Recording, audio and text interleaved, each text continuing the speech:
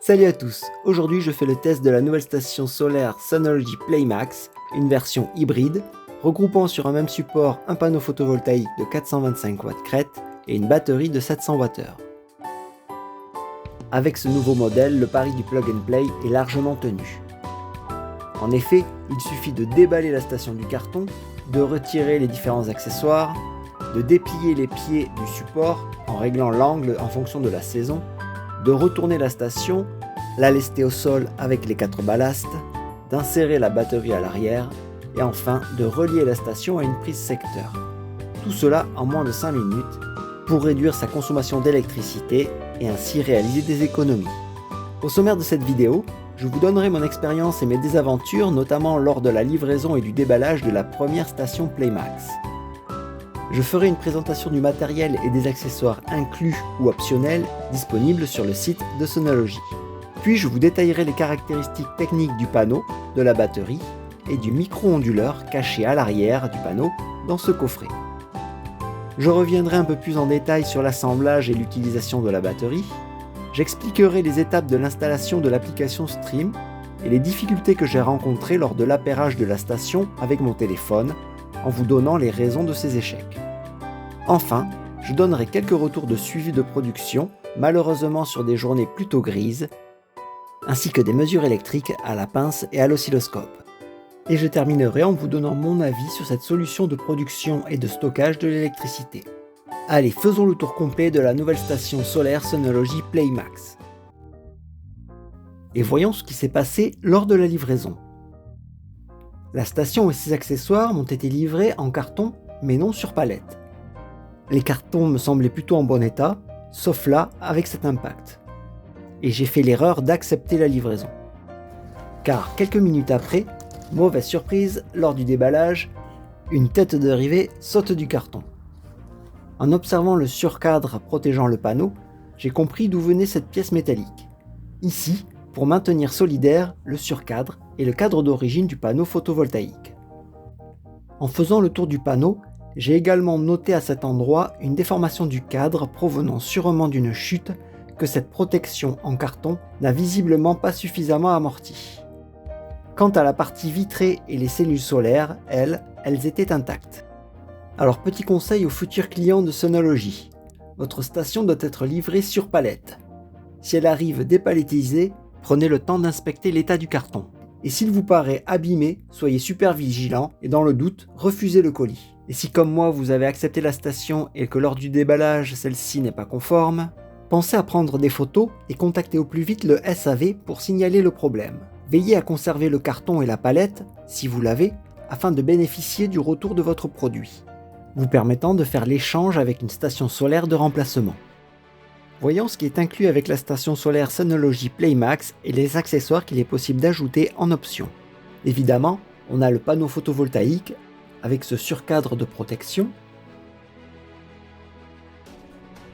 le châssis en alu inclinable par bouton sur 3 positions, on trouve également un câble secteur de 3 mètres, 4 ballastes de 10 litres permettant de lester la station, et à l'arrière du panneau, on a la Playbox intégrant le micro-onduleur pour la conversion, la carte mère assurant la liaison panneau-batterie micro-onduleur et transmetteur Linky, afin d'avoir au sein d'une même application mobile un parfait gestionnaire d'énergie.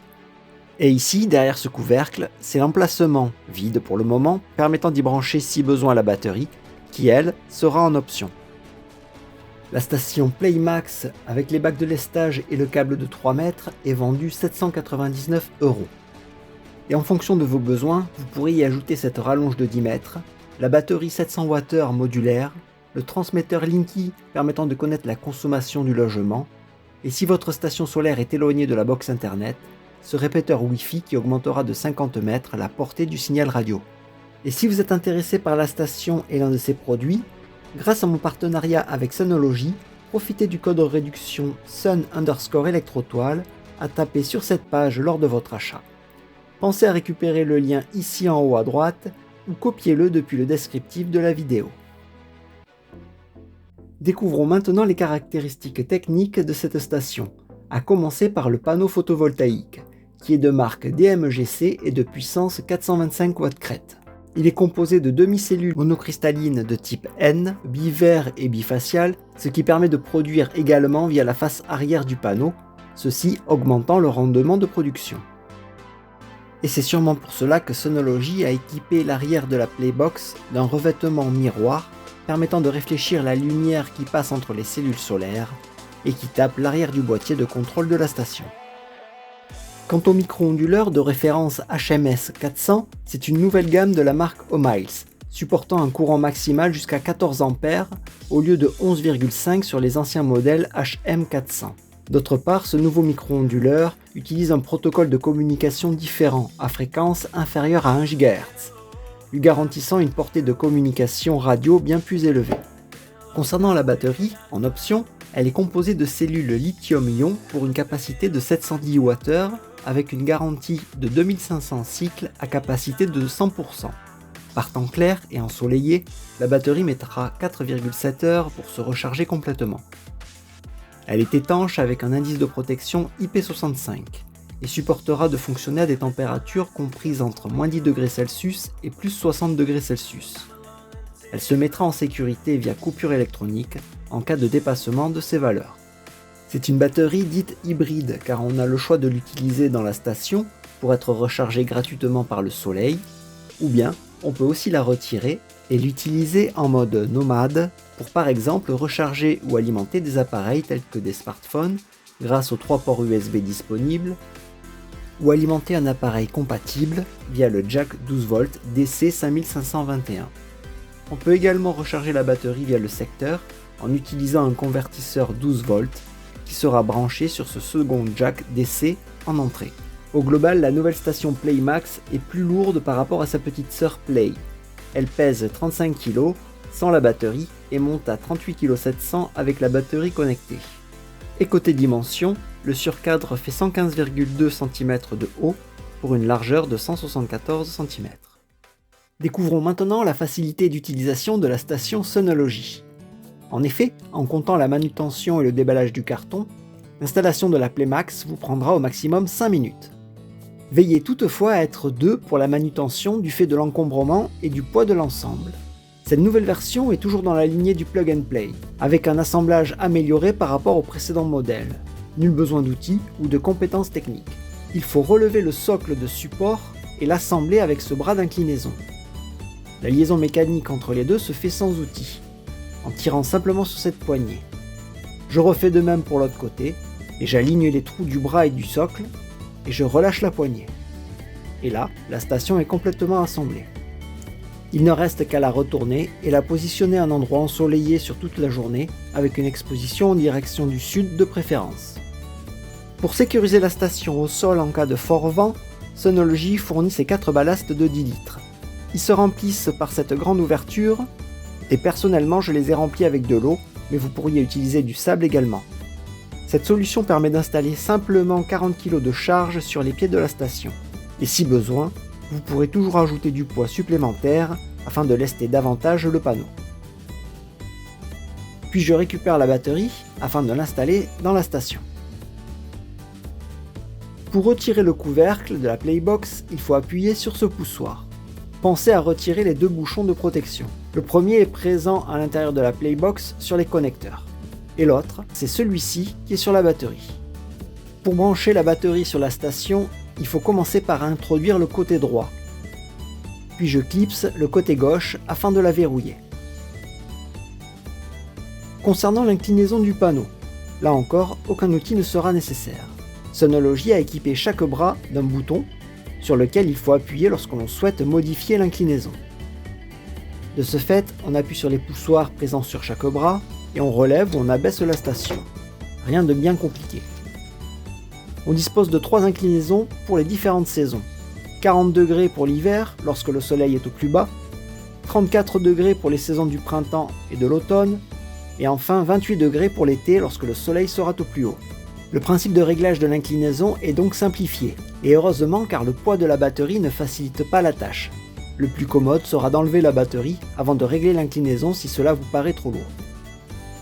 Le montage et les réglages étant terminés, pour que la station puisse fonctionner, il est maintenant nécessaire de la connecter à une prise de courant, car sans le 230 volts, le micro-onduleur équipant la station ne fonctionnera pas. Pour cela, j'utilise le cordon de 3 mètres fourni que je branche dans un premier temps sur la prise battery placée sous la Playbox. D'ailleurs, il y en a 2 prises battery. Une avec un bouchon permettant de chaîner les stations entre elles, celle-là on la laisse de côté. La prise qui nous intéresse c'est celle-ci, j'y branche donc le câble secteur. De l'autre côté, sur la fiche de P+T, j'y rajoute la rallonge de 10 mètres me permettant d'atteindre la prise de courant. Et je finalise en connectant la fiche secteur sur la prise de courant. La station est maintenant sous tension et dans moins d'1 minute, s'il y a assez de luminosité, elle va se synchroniser toute seule au réseau électrique et commencer à produire de l'électricité. Et ce qu'il est intéressant de connaître, c'est ce que produit la station et les économies réalisées. Pour cela, passons maintenant à la partie logicielle avec l'installation de l'application Stream, l'appairage de la station et du transmetteur Linky. Alors la station couplée à l'application et le transmetteur branché sur le Linky permettront d'être plus attentifs à notre consommation d'électricité pour qu'au final nous puissions réduire notre facture électrique. L'application est téléchargeable via le Play Store ou App Store. Après avoir installé l'application Stream sur mon téléphone, il faut créer un compte en renseignant un prénom, un nom, un email et un mot de passe avec au moins 8 caractères. Un code de vérification vous sera envoyé par email, il faudra le ressaisir ici. Après m'être connecté dans l'application, j'ai aussi dû activer le Wi-Fi, le Bluetooth et la géolocalisation sur mon téléphone. Ensuite, il faut indiquer dans l'application l'adresse d'installation de la station solaire. Cela sera intéressant afin de profiter de bonnes informations sur les radiations solaires et sur la météo. Passons maintenant à la partie appairage de la station solaire et plus particulièrement la Playbox. Alors, lors de cette étape, j'ai eu quelques soucis à appairer la station avec mon téléphone. Et je pense avoir trouvé l'origine du problème, car en même temps je faisais un enregistrement vidéo de l'écran de mon téléphone avec l'application ScreenPal, afin de vous la proposer lors de cette vidéo. Coïncidence ou non, je n'en sais rien, mais après l'avoir arrêté, j'ai enfin pu appairer la station sans problème avec l'application Stream de Synology. Alors la procédure est la suivante. Lorsque l'on a démarré l'application Stream, il faut appuyer sur le bouton « Ajouter une station » ou alors le petit bouton « Plus » en haut à droite. Sur la station, il faut appuyer 3 fois rapidement sur le bouton situé sous la Playbox et entre les 2 prises battery.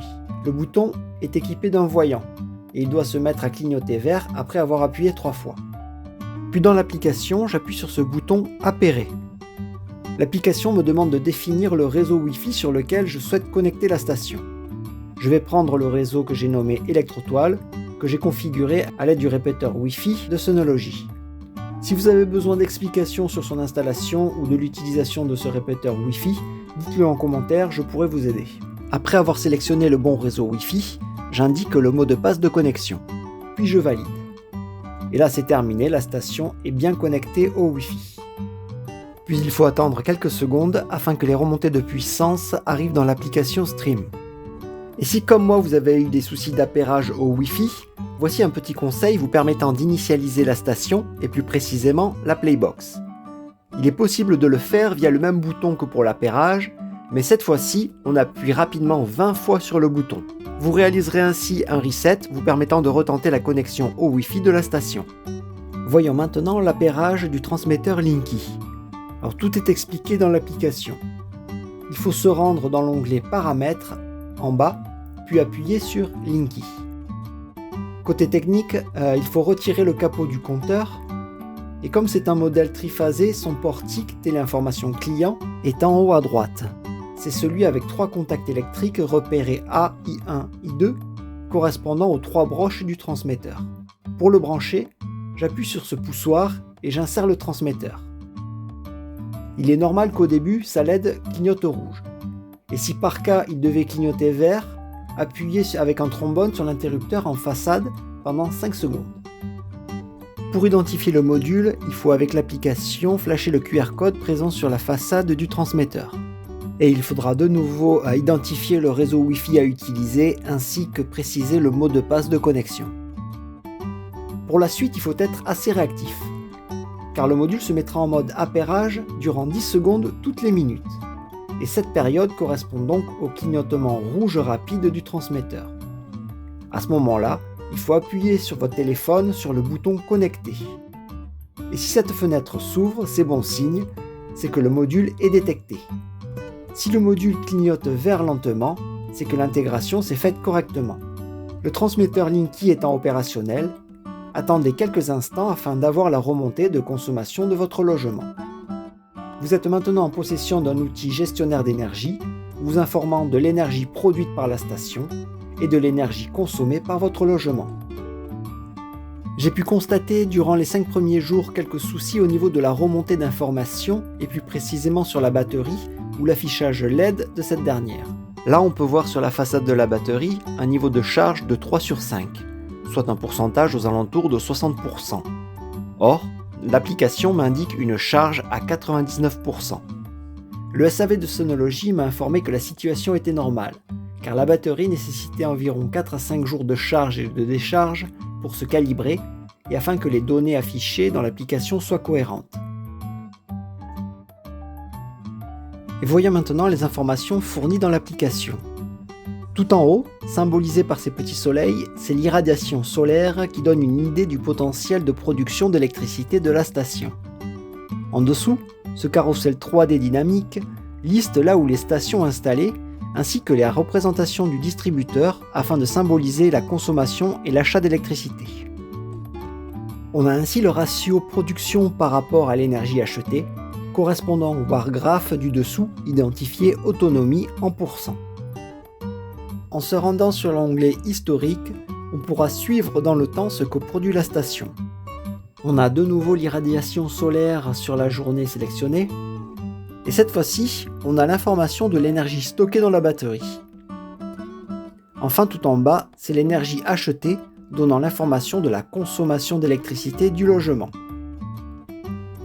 Et toutes ces données peuvent être vues du point de vue électrique, avec l'icône éclair, ou alors financier en sélectionnant l'option symbolisée euro. Du coup, les informations ne sont plus en kilowattheure ou en wattheure, elles sont maintenant en euros. Passons maintenant au suivi de production sur quelques journées et aux mesures électriques. Concernant le suivi de production, je l'ai effectué sur plus de 2 semaines au cours du mois de février 2024, donc une saison peu propice au solaire avec des journées principalement nuageuses et pluvieuses, mais par chance pour les chiffres, j'ai eu 4 ou 5 belles journées. Voici les résultats représentés sur ce graphe. En rouge, c'est l'énergie produite en sortie du panneau et en wattheure. Avec un maximum de 2,2 kWh lors d'une belle journée ensoleillée et un minimum de 423 Wh par temps pluvieux. Cela représente une production moyenne de 1066 Wh. La courbe en bleu, c'est l'énergie emmagasinée dans la batterie. Sur le graphe, on peut voir également que si la production est inférieure à 700 Wh, quasiment rien ne sera stocké dans la batterie. En effet, dans l'application, j'ai réglé de manière à ce que la batterie ne se recharge qu'à partir de 175 watts de puissance produite par le panneau. De ce fait, s'il fait mauvais temps, cette puissance ne sera jamais atteinte et la batterie ne se rechargera pas par temps pluvieux. Et quelques chiffres caractéristiques. La seule journée où la batterie a fait son plein, soit 718 Wh, c'est lorsque le panneau a produit 2,2 kWh sur une journée. Et là, sur ces 2 autres journées, à 1,7 kWh de production, la batterie s'est rechargée à 455 Wh le 17 février et 548 Wh le lendemain.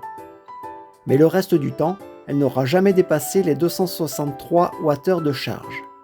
De ce fait, en hiver, impossible de recharger la batterie complètement et de façon quotidienne. En moyenne, sur ce mois de février, la batterie se sera rechargée à hauteur de 183 Wh quotidiennement, soit l'équivalent de la conso de 10 lampes LED pendant 3 heures, c'est-à-dire pas grand-chose. En hiver, la station ne pourra donc pas utiliser tout le potentiel de la batterie, à cause du manque de soleil et du fait que les réglages dans l'application Stream ne permettent pas une recharge en dessous de 175 watts de production, ce qui est bien dommage. Et pour continuer sur ce suivi de production, quand on consulte l'application en direct, il n'est pas possible de connaître la part de puissance utilisée pour la recharge de la batterie. En effet, l'application ne fournit que la puissance produite par les panneaux.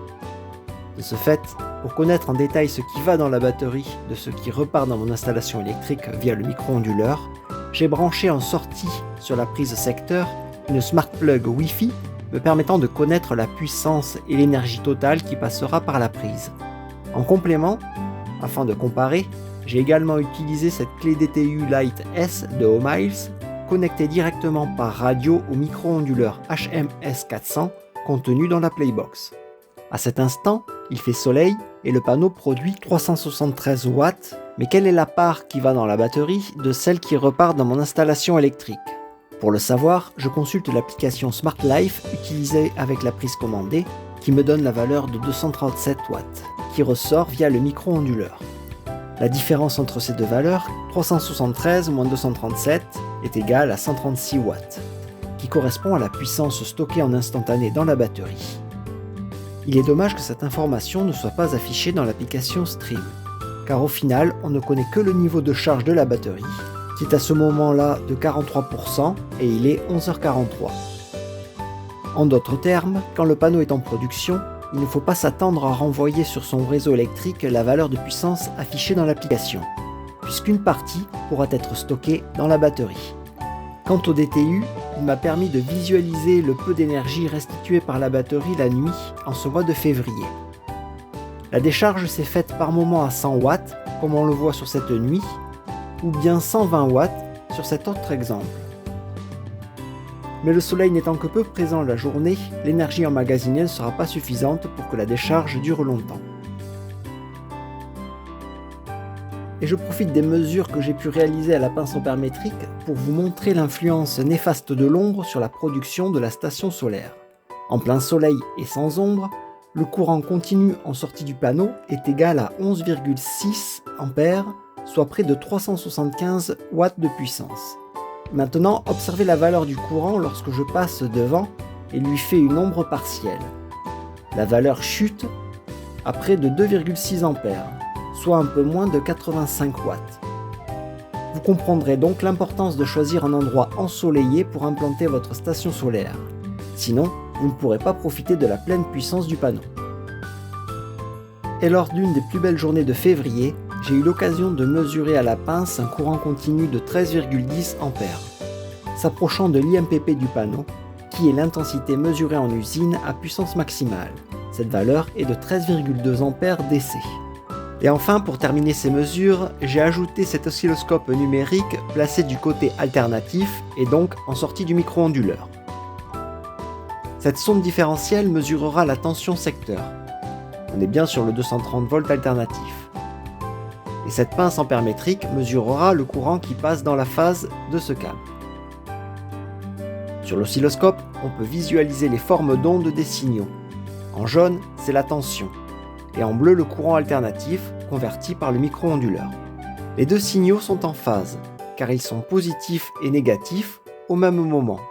La forme du courant est plutôt belle, c'est une sinusoïde, même si on peut voir quelques défauts proches du passage à zéro. Grâce aux fonctions de l'oscilloscope, je peux générer la forme d'onde de la puissance apparente, en faisant le produit de la tension par le courant. La puissance correspond au signal représenté en rouge. Dans le cas du micro-onduleur, la puissance apparente en volt-ampère est quasiment égale à la puissance active notée en watts, car le facteur de puissance du micro-onduleur est presque parfait et proche de 1. Il est supérieur à 0,99. Et c'est cette puissance qui sort du micro-onduleur qui permettra de réduire la consommation d'électricité de mon logement. Contrairement aux valeurs données par l'oscilloscope ou la pince ampère-métrique qui se mettent à jour instantanément, les données fournies par l'application Stream mettent plusieurs secondes à se rafraîchir. On est aux alentours de 30 secondes environ. Et à quelques watts près, les informations fournies dans l'application Stream correspondent aux données relevées par les différents appareils de mesure. Et pour finir, voici le bilan de mon utilisation de la station Sonology Playmax. Côté point positif, on est sur un produit premium, avec son design et ce surcadre de protection. Mais c'est surtout le fait qu'elle regroupe au sein d'un même support une solution de production et de stockage de l'électricité, mais également son atout clé en main, et encore le fait que les réglages de l'inclinaison se fassent sans outils, qui justifieront son tarif plus élevé par rapport à d'autres stations solaires, nécessitant, elles, de l'assemblage et des outils. À cela, j'ajoute la présence des ballasts permettant de lester le panneau simplement, et enfin l'application Stream regroupant la production et la consommation sur une même interface, si on s'équipe au préalable du transmetteur Linky pour le suivi conso. Et côté point négatif, je regrette que la gestion de la batterie ne soit pas plus personnalisable, comme par exemple la possibilité de définir ses propres horaires de décharge. Ou encore le fait qu'on ne sache pas réellement la puissance renvoyée dans la maison, et qui sort du micro-onduleur. Je note également le fait que la carte mère ne soit garantie que 2 ans. Or, si la carte mère tombe en panne après ce temps, d'une part la batterie risque de ne plus pouvoir se recharger via la station, et il faudra sûrement modifier le câblage pour relier le micro-onduleur directement au panneau, comme n'importe quelle autre solution solaire. Enfin, j'ajouterai que la solution complète panneau plus batterie nécessitera un investissement important, puisque l'ensemble coûte 1379 €. Alors avant de vous équiper, vérifiez la présence sur votre terrain d'un endroit ensoleillé toute la journée, permettant d'optimiser la production et le stockage de l'électricité. Mais surtout, pensez à profiter de cette réduction à valeur sur le site Synology en tapant le code SUN_électrotoile lors de la validation de votre panier. Le lien vers le site et le code de réduction sont consultables en dessous dans le descriptif ou en cliquant là en haut à droite. Et voilà, ce test en vidéo est terminé. S'il vous a été utile, pensez à vous abonner et vous pouvez me soutenir en likant la vidéo. Je vous en remercie par avance et je vous dis à bientôt pour une prochaine vidéo.